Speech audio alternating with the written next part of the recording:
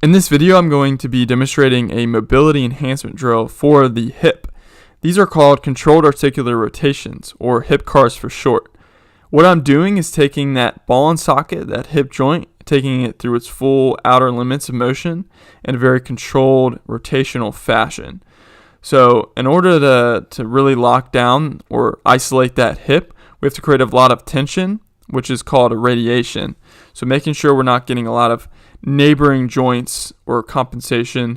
We have to lock down the whole rest of the body or create that full body tension so we're not moving elsewhere and really being specific to that hip, ball, and socket joint. So I'm doing a standing variation here where I'm holding on to a PVC pole and the wall, and essentially you can just go up to a wall and hold on to it. And it's okay, we're going to get little bits of compensation, but we really want to try to ramp up or bring that isolation to the hip by creating that full body tension. So just make sure you're doing that, and make sure we're not getting any pinching in the hip. If we do, just avoid it, back away from it.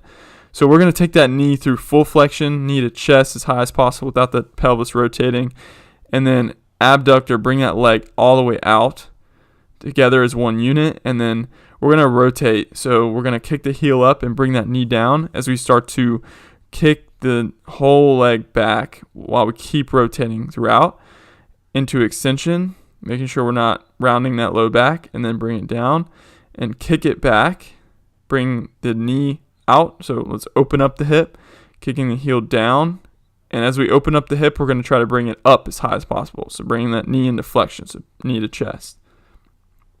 So I'm going to take you through one to where we're really messing up here, doing a lot of compensation and doing too much rotation through everywhere else, through the whole body. We're just not really locking it down, getting too much extension through the low back, too much rotation at the pelvis, and too much tilting. So we really want to lock it down, bringing that to full flexion, making sure we're kicking the whole leg out into abduction, internally rotate as we're kicking it back, so knee down, kicking it back into extension, and we'll do another one. We'll just follow it through. You can do it this way as well. Kicking it out once you're in the full knee to chest, and then kicking it down and around. Let's rotate it all the way around. And then we're going to back it up.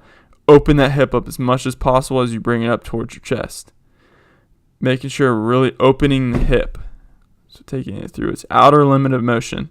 Very, very slow and controlled. You'll see not a lot of compensation going on here. We're getting a little from the low back, a little from the pelvis, but that's okay. And bringing it up and around. So I just want you to pay close attention and see if you can notice any of the compensations that she's doing. As she brings that knee into flexion, she posteriorly tilts that pelvis, and then as she brings it out, the pelvis rotates, and then she extends to the low back. This is just some of the most common things that occur, and that's just something we want to try to avoid by locking it down. As you can see what I'm doing here, the pelvis is staying put and the hip is doing all of the range of motion. So that's what we're trying to do, and if we're getting any kind of pinching or pain within the hip, we're going to back away from it. So if we come into flexion, we get a pinch, bring the knee down until you're not getting the pinch and go around it, and that should be okay. Just make sure we're moving the hip as much as possible. Keep performing these throughout the day at different percentages of tension. Like in the morning, we're going to keep it low. If we're training or warming up, we're going to ramp it up just a little bit higher.